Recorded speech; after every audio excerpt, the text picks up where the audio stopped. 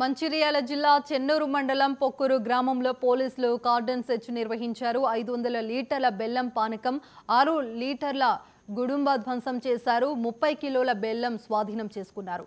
సరైన ధృవపత్రాలు లేని 50 బైకులను సీజ్ చేశారు. యువత గుట్కా, జూదం, నాటుసారా, గంజాయి లాంటి మత్తు పదార్థాలకు దూరంగా ఉండాలని సిఐ దేవేందర్రావు పేర్కొన్నారు. గుడుంబ తయారీ, బెల్ట్ షాపుల నిర్వహణ, ఇసుక అక్రమ రవాణా, కలప అక్రమ రవాణా వంటి చట్ట వ్యతిరేక కార్యకలాపాలకు పాల్పడితే చట్టపరమైన చర్యలు తీసుకోవడం జరుగుతుందని సిఐ చెప్పారు.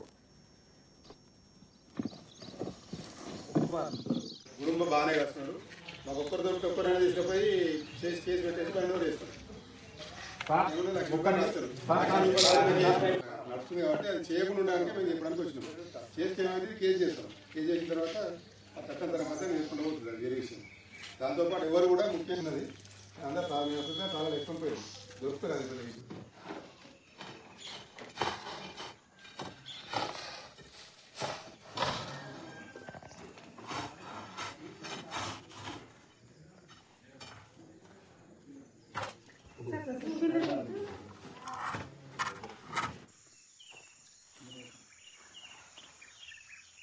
పోయి కూడా